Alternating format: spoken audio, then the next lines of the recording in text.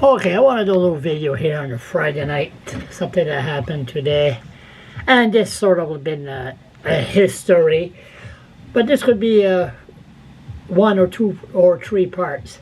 Just want to explain on the importance of communication.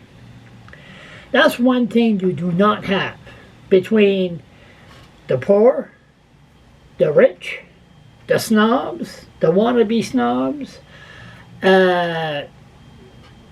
bloggers or pain-in-the-ass bloggers. It's called communication.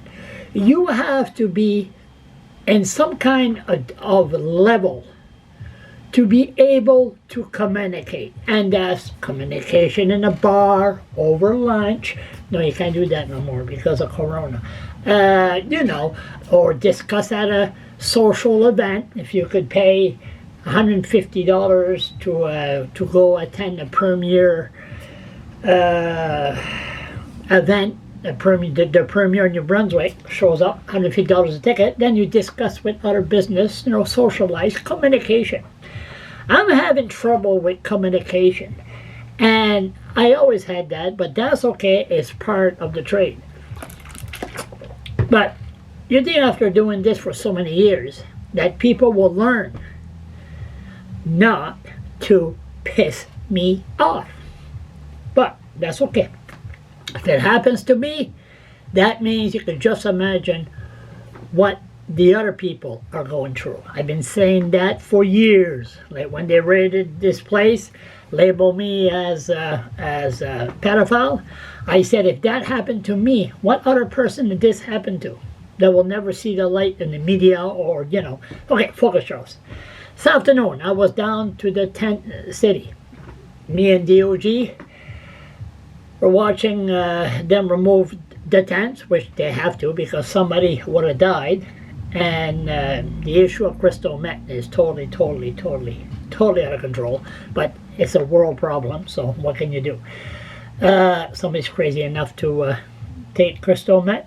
Do it, then you'll ruin. Put some Drano in your head, go ahead, then you'll ruin for life. There's no going back. Never. But we were there, and next thing you know, there was a... I'll show you right here, so nobody will get confused. Right there. So as you see, so it was open. There was nobody around. There was hardly noted. There was maybe there was one guy moving the tents and was for church. What's his name? Brian Jordan or something like that. Anyway, so you see DOG there sniffing. So there was a girl there, and she was looking at me like very strange, but I don't know why. So they all had masks on and everything. And next thing you know, I said, "Can a person have a donut?" I don't want a donut. I want to give a donut to DOG. Looks at me and goes, "Clients only." Clients only. There was nobody around. One measly donut. Clients only. So of course, I would love to say, "Sorry, madam, sorry to bother you." Then I start asking questions. Okay, who runs this anyway? And then there's a couple other people hear me. The police were there. And I said, who runs this? And then they told me it was the shelter. The shelter. Oh, Warren Maddox. Okay. And then suddenly I said, "Is this social development?" So a woman was watching me. She knew where this was going. "You want a donut, Charles?" "No, I don't want a donut." DOG wants one. So at the end, she come to me, "Give me the donut." "Don't give it to me, give it to the dog." So right out the bat, as a matter of fact, by coincidence, I don't call the shelter. Yesterday, I called the shelter, and I want to talk to Warren for a second. I want to tell him something.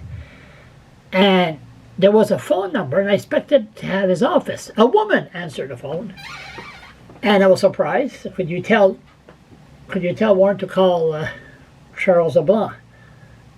Moment of silence. Oh, okay. And guess what? He never called. Once I see him, the next time I see him, I will ask him how come he don't return his call. Maybe there's some reasons. I don't know. But again, since when Warren Murdochs or whatever don't want to communicate of what's going on here, there's something, but I'll find out. I always do. It takes time sometimes, but you know, I'm not at their shelter often. But this is not the first time something like this happened. Like Joan Kingston doesn't know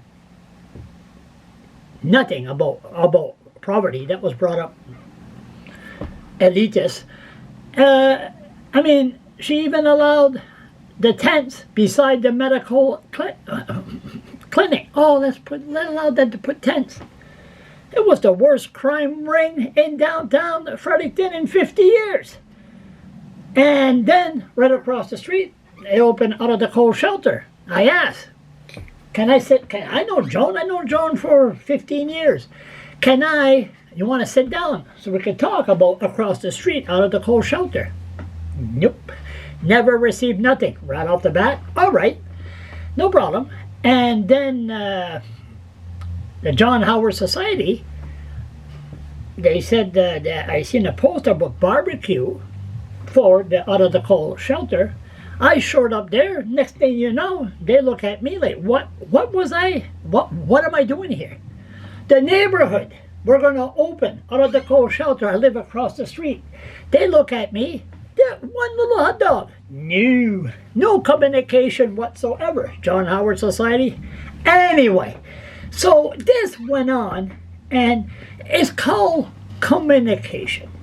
And it's very, very, when you got snobs in charge of issues like this is not good. It's like when you have social development workers hunting down seniors on the street that's on welfare and force them to take their pension. So plus they'll be penalized for taking it early. And they just make sure you have no money. Main goal of social development, the bureaucrats, is to make sure that seniors have a very hard time and die. But I'm Scottish, I don't. But it's stuff like that. And another thing, and I will add it, and it was disgusting, what's behind me. And I'll show it. I'll show the whole thing. Here I am at a goodbye. I was invited. Brian Jones asked me if I want to go to an event. It was a goodbye Brad Woodside event. And I said, are you going? So how much it costs a ticket? $125 a ticket. I said, there's a reason I'm not going. At the convention center.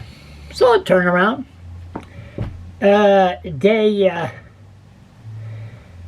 He bugged me. I said, okay, I'll go in one condition. You don't tell nobody that I'm coming. He says, sure. So I showed up there, and next thing you know, Brent Buchanan from KSJ Radio and Brad Woodside, we did like a photo op, and then Brad Woodside, so Charles, what you been doing since you campaigning to vote me out of office, the worst mistake I ever made, Mike O'Brien, idiot. Anyway, so turn around, then I noticed all kinds of snobs. There was hundreds of people there, and I said, a lot of people pay good money to come and see you, Brad. I'll talk to you later. So then I turned around, I said, I see the big dining area, I'll take a before and after shot. And next thing you know, there's a girl, young girl, I won't mention her name, time she sees me, hey Charles, give me a little hug and all that. Next thing you know, I hear, sir, sir. So I turn around, sir, don't touch the table, sir, don't touch the table. And sir, you gotta leave.